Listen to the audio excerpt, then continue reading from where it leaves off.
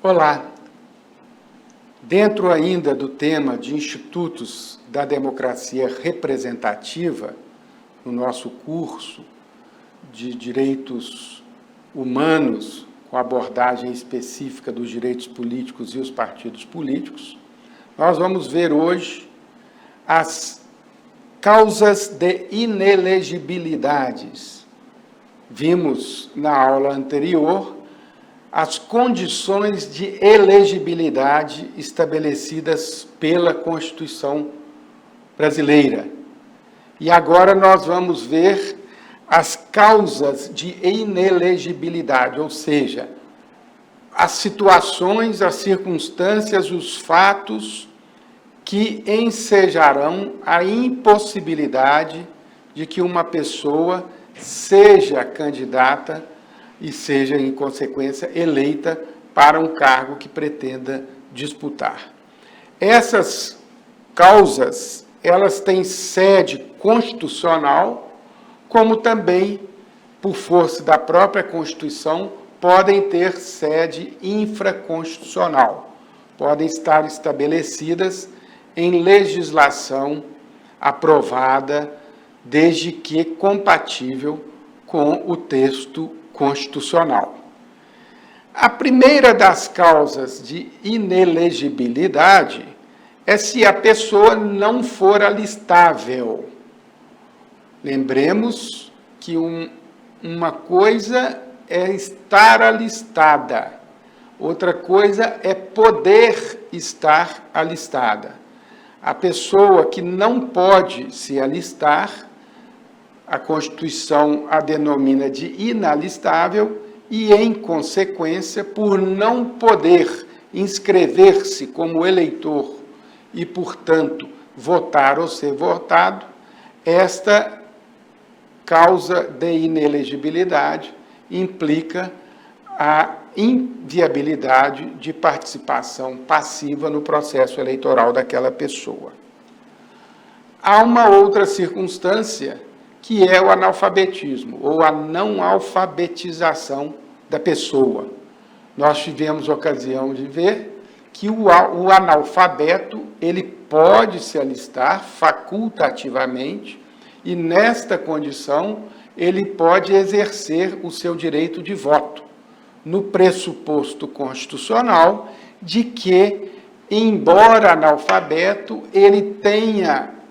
sabedoria suficiente, maturidade suficiente, vivência suficiente para escolher, entre tantos, qual o candidato que prefere que o represente. Só que aqui, ao tratarmos de causa de inelegibilidade, o analfabetismo vai ser, ou a não alfabetização, vai ser impeditiva de que a pessoa obtenha o registro para a sua candidatura e receba votos dos seus pares. Neste caso, é bom registrar a informação de que a verificação da capacidade de alfabetização do pretenso candidato, ela está entregue ao juiz eleitoral responsável pelo deferimento do registro de candidatura. Como se trata de uma causa de inelegibilidade, ao juiz, conforme a verificação dos fatos que ele faça, até pessoalmente, ele irá considerar ou não que aquela pessoa afasta ou preenche a condição de alfabetizada para poder se candidatar. A outra das causas de inelegibilidade é a incompatibilidade que a pessoa configura por exercício de função. Assim é que o texto constitucional, num primeiro momento, na sua redação originária, todos sabemos, ele previa a vedação da reeleição para os cargos do Poder Executivo no Brasil. O mandato era de 4 anos, a Constituinte de 87 e 88 estabeleceu este prazo, diferentemente do que vigorava no regime constitucional anterior, em que a previsão era de 6 anos de mandato do presidente da República sem possibilidade de reeleição, e durante o processo constituinte houve um acerto político que acabou também sendo aceito pelo então presidente da República, José Sarney, no sentido de que o seu próprio mandato fosse reduzido a 5 anos. Com isto, ele, embora tenha perdido 1 ano de mandato para o qual fora eleito no colégio eleitoral, de forma indireta, ele também se considera que ganhou 1 ano em relação ao que passou a ser regra na Constituição, que era o mandato de 4 anos, sem direito à reeleição, para todos os cargos do Executivo, presidente da República, governador e prefeito.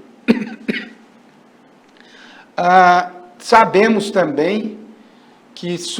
o primeiro presidente da República eleito depois de José Sarney, depois da Constituição ser promulgada, foi o presidente Fernando Collor de Mello,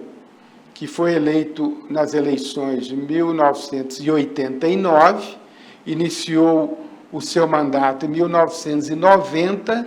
e já no segundo ano de seu mandato, em 1991, ele sofreu um processo de impeachment que redundou ao final daquele ano na sua própria renúncia, embora o Senado Federal, o órgão julgador do impeachment, segundo a própria Constituição, tenha prosseguido no processo e cassado o mandato do presidente da República. 6 meses antes, já assumira a presidência o então vice-presidente Itamar Franco, que levou a cabo o mandato até 1982, e como não podia haver reeleição, ele se viu impedido de candidatar-se novamente à presidência da República e acabou sendo eleito naquela oportunidade, nas eleições de 94, o presidente Fernando Henrique Cardoso, que iniciou o exercício dos seus 4 anos e únicos anos de mandato, quando, em 1997, propôs ao Congresso Nacional, que acabou aprovando, uma emenda constitucional que passou a prever a possibilidade de reeleição no nosso país para todos os cargos do Executivo. Com isto, esta emenda constitucional, evidentemente casuística e aprovada em interesse próprio dos que estavam na base parlamentar do então presidente da República, acabou inaugurando um instituto no direito brasileiro, no direito constitucional, na democracia brasileira, sobre o qual muitos têm dúvida acerca da efetiva contribuição que terá dado ao avanço da democracia, uma vez que, até então, uma das grandes vantagens que a vedação da reeleição para os cargos do próprio Executivo trazia era a impossibilidade ou a dificuldade muito grande de uso da máquina pública em benefício próprio e também de eventuais outros candidatos que o dirigente estivesse apoiando naquele pleito eleitoral. A verdade é que havia toda uma sistemática legal e constitucional que visava a inibir o abuso do poder político e também, por que não dizer, do poder econômico, no uso da máquina pública. E vários dirigentes, vários chefes de poderes executivos acabaram condenados, até então, por esse abuso do poder político, que consistia exatamente em colocar a máquina pública a serviço de uma candidatura de terceiros, por eles apoiados. Com a aprovação da possibilidade de reeleição, a dificuldade de controle ficou muito maior, porque não é obrigatória a desincompatibilização do cargo para disputar a reeleição, e aí, no ditado popular, aquele chefe do Poder Executivo ficou com a faca e o queijo na mão, ou seja, ele não precisava sequer de usar a máquina pública em prol de candidatos que apoiassem, mas, senão, em prol da sua própria candidatura à reeleição. De toda maneira, a reeleição é possível uma única vez, e ao cabo, então, do segundo mandato, há uma condição de inelegibilidade, que é este exercente de cargo do Poder Executivo poder disputar aquele mesmo cargo subsequentemente, consecutivamente, por mais o que seria um terceiro mandato. E outra condição de elegibilidade ligada à incompatibilidade por exercício de função vem a ser a que este exercente titular de Poder Executivo, em primeiro ou segundo mandato, se ele pretender disputar outro cargo, ele também deve se desincompatibilizar com 6 meses de antecedência, sob pena de, não o fazendo, não preencher essa que é uma das várias condições de elegibilidade previstas na própria Constituição. Nós temos ainda, na linha de incompatibilidades, não pelo exercício direto da função, mas pela relação de casamento ou outro parentesco, ou até mesmo por adoção, dos cônjuges daqueles exercentes do mandato, naquela circunscrição eleitoral em que o parente cumpre o mandato de chefe do Poder Executivo. Então, há esta vedação também, e esta é absoluta, não há como estabelecer-se um prazo, basta que se preencha uma dessas condições de ser parente ou cônjuge, até o segundo grau, no caso do parente, e também por adoção, e a pessoa está, naquela próxima eleição, impedida de candidatar-se, ela é inelegível para aquelas eleições. Ainda dentro da hipótese de inelegibilidade prevista na Constituição, nós temos, não nos artigos 14 a 17, que são objeto do nosso curso, mas já no artigo 52 da Constituição, que trata do processo de impeachment do presidente da República. Vale a pena recorrer ao texto legal ou constitucional, porque ele é simples e permite uma melhor compreensão do que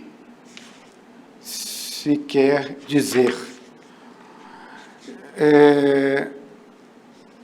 Nos casos previstos dos incisos 1 e 2, que é o processamento, no caso 1, processamento por crime de responsabilidade do presidente da República, funcionará como presidente do do Supremo Tribunal Federal. O presidente do Senado, naquela ocasião, será o então presidente do Supremo Tribunal Federal, e a condenação se limitará,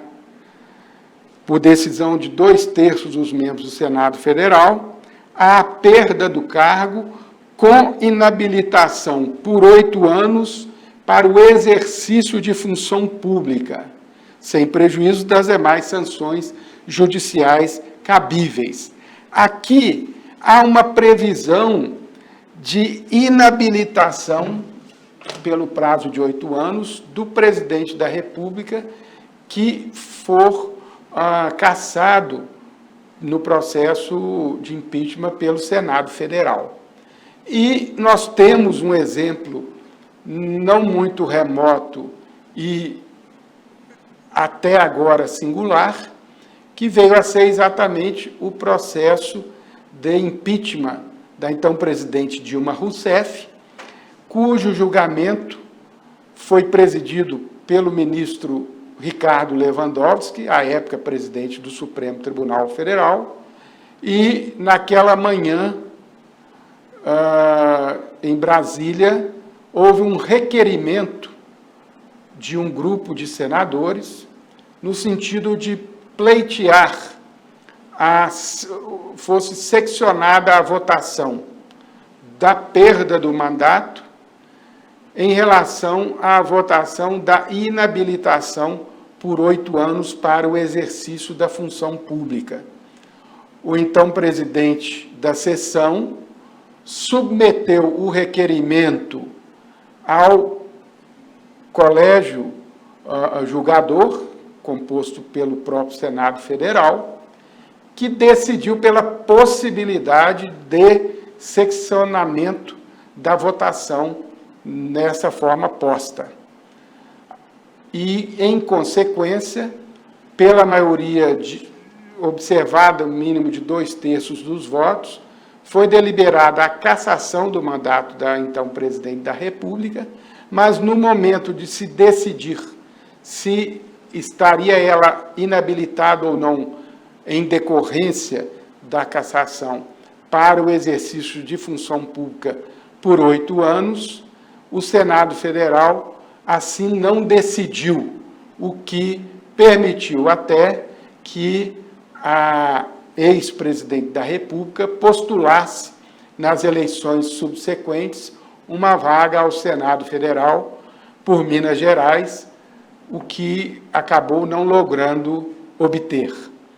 Mas esta perda ou inabilitação por 8 anos para o exercício de função pública prevista no artigo 52 da nossa Constituição é outra causa de inelegibilidade de um candidato, no caso, necessariamente, de um ex-presidente da República que tenha sofrido o processo de impeachment. Há outras causas relevantíssimas de inelegibilidade que a própria Constituição também prevê. Refiro-me às causas configuradas ou que configurem desvio de conduta, previstas já no artigo 14, parágrafo 9º da nossa Constituição. Esta previsão constitucional, ela visa a proteger, em primeiro lugar, a probidade administrativa. Que vem a ser a probidade administrativa?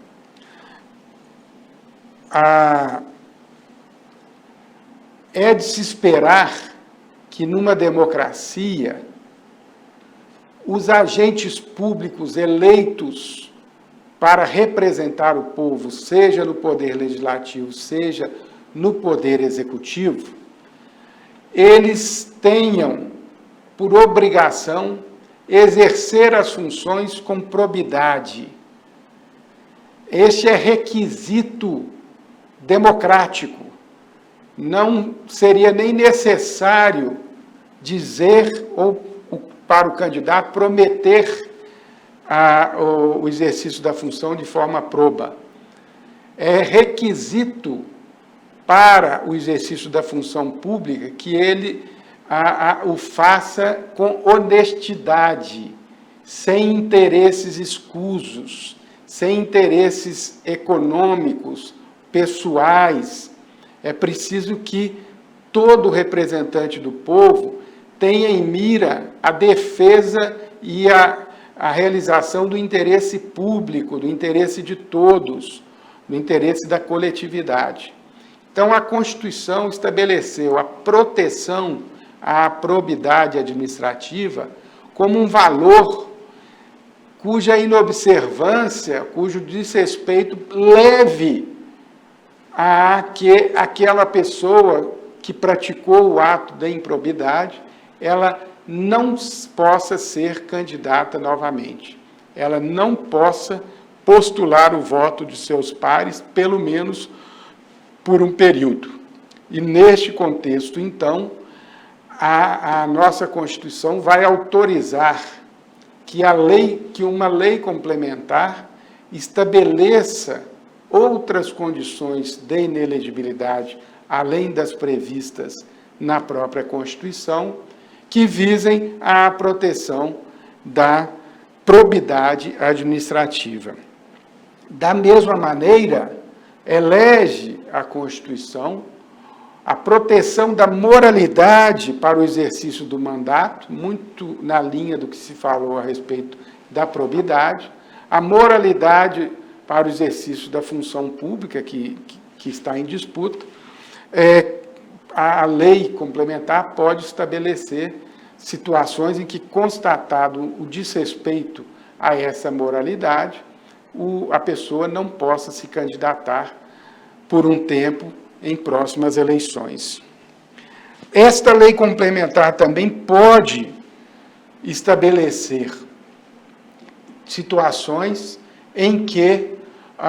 se proteja a normalidade e a legitimidade das eleições, isto é, que as medidas sejam adotadas contra a influência do poder econômico ou o abuso do exercício da função, do cargo ou do emprego na administração direta ou indireta em que aquela pessoa participar. Então, dentro desse contexto, a Lei Complementar número 64, de 1990, a chamada Lei da Ficha Limpa, posteriormente alterada também por lei complementar posterior, estabelece em inúmeros dispositivos hipóteses várias de inelegibilidade por desvio de conduta da pessoa, sobretudo aquela no exercício de função pública. Então, são várias as hipóteses que a lei complementar estabelece, não cabe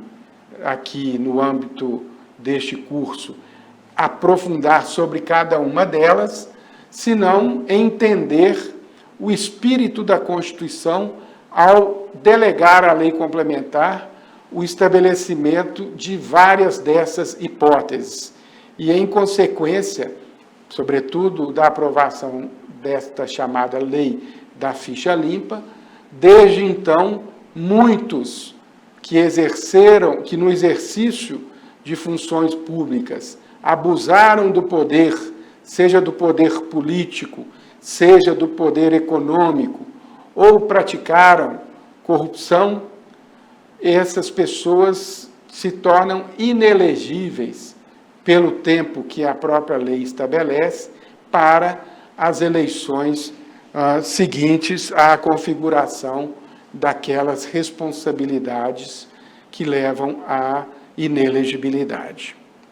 E ainda, dentro dos institutos da democracia representativa,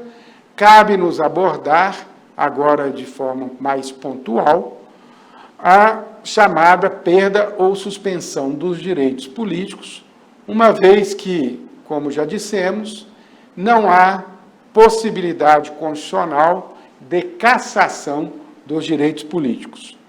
A própria Constituição vai estabelecer 4 hipóteses em que poderão ser perdidos ou suspensos os direitos políticos. A primeira delas é o cancelamento da naturalização por sentença transitada em julgado. E aqui essa naturalização, que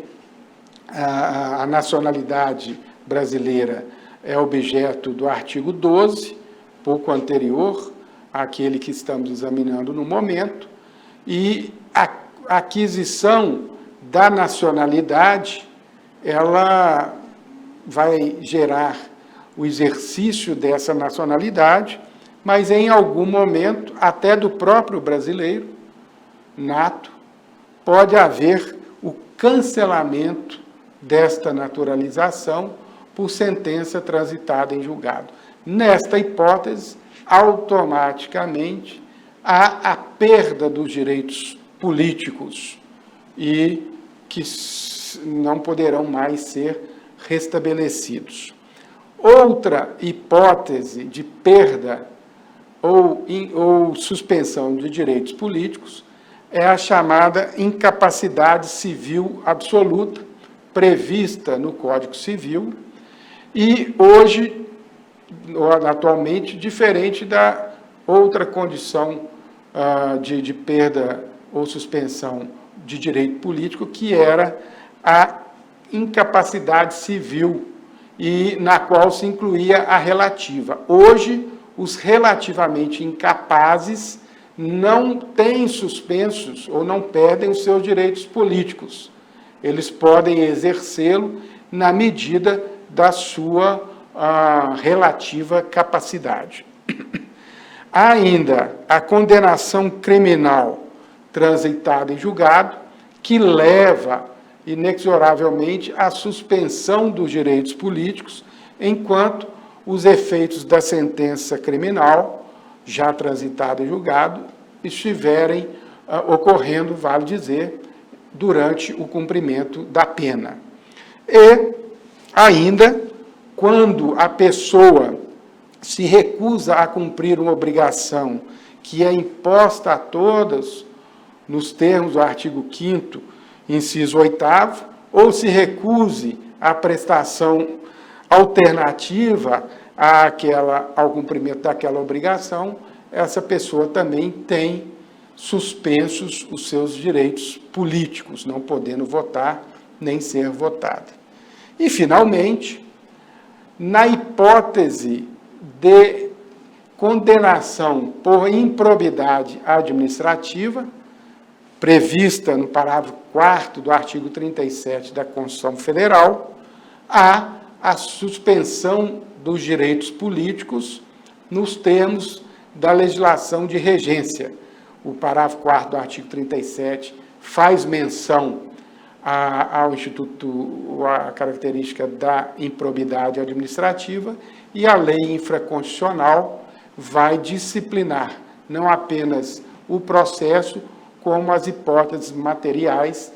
de configuração do ato ímprobo e de aplicação das diversas penas que ela estabelece. Com isso, então, encerramos este tópico sobre os institutos da democracia representativa em nosso país.